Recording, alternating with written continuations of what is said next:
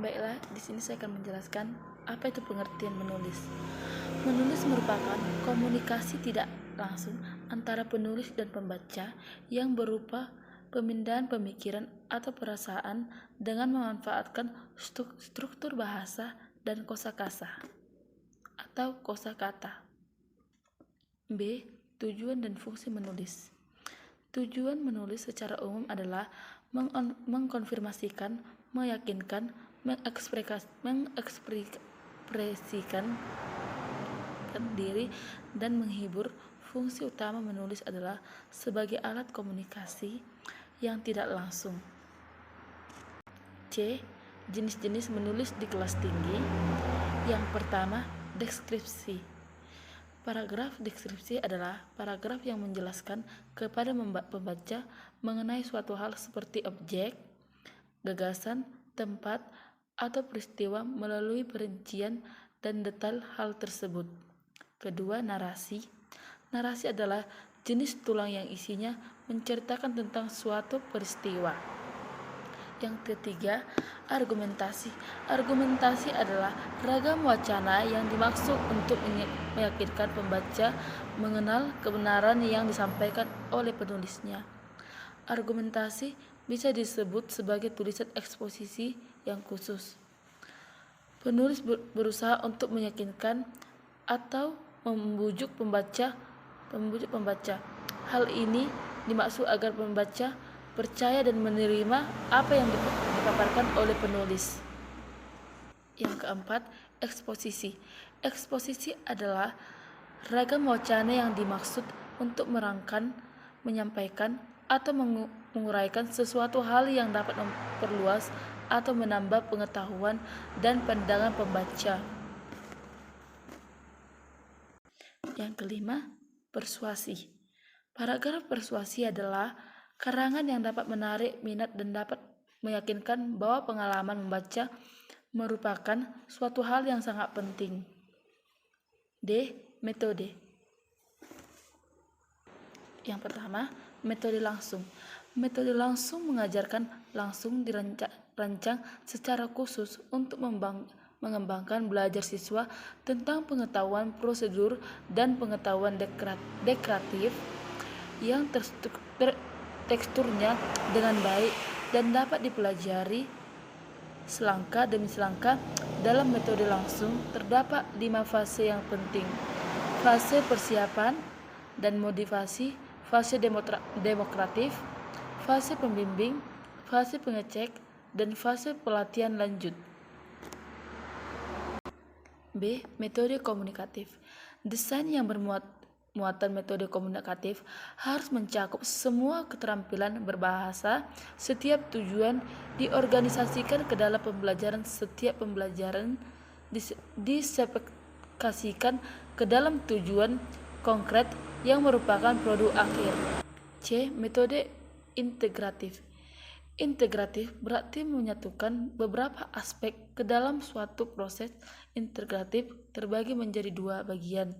Yang pertama, interbidang studi dan anterbidang studi.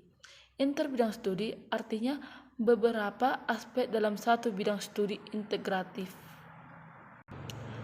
Metode tematik. Dalam metode tematik, semua komponen materi pembelajaran diintegrasikan ke dalam tema yang sama dalam satu unit pertemuan. Tema yang telah ditentukan harus diolah sesuai dengan perkembangan dan lingkungan siswa. Siswa berangkat dari konsep ke analisis atau dari analisis ke konsep, kebahasaan, penggunaan, dan pemahaman. E. Metode konstruktif. Asumsi sentral metode konstruktivistik adalah belajar itu menemukan artinya. Meskipun guru menyampaikan sesuatu kepada siswa, mereka melakukan proses mental atau kerja otak atau informasi itu agar informasi tersebut masuk ke dalam pemahaman mereka.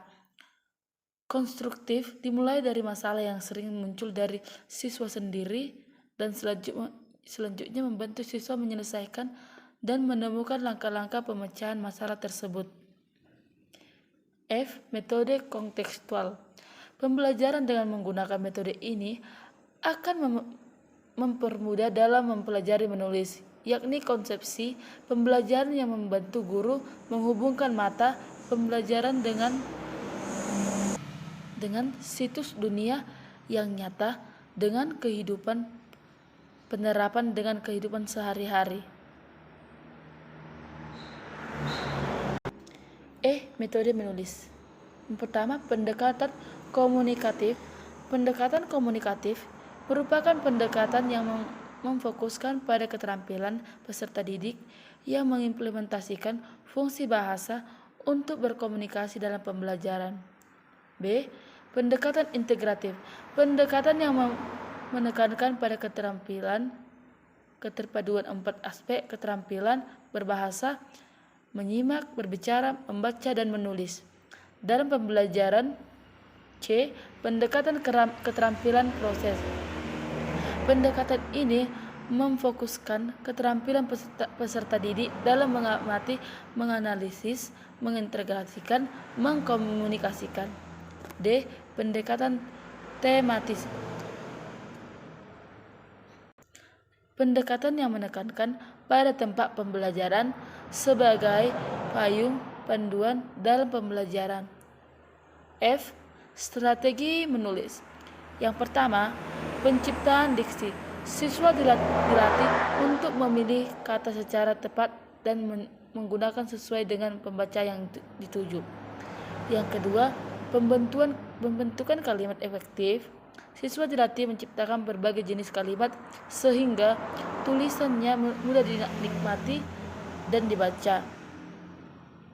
Ketiga, membangun paragraf siswa untuk menyesuaikan paragraf berdasarkan kalimat topik yang dikembangkan. Yang keempat, pembatasan dan penjabaran topik karangan harus dibatasi agar lebih fokus. Yang kelima, pemilihan jenis dan penciptaan wacana. Siswa dilatih secara intensif untuk menyusun wacana. Yang terakhir, G. Tahap-tahap menulis.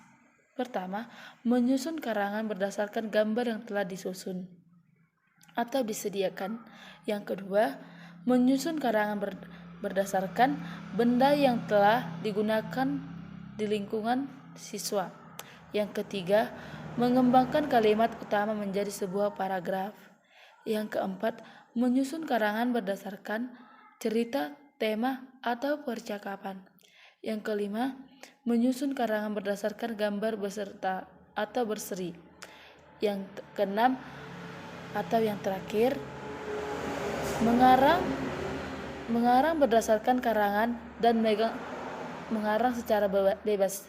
Berbagai teknik tersebut dapat dikembangkan menjadi pembelajaran yang lebih menarik berdasarkan keinginan dan klasifikasi guru.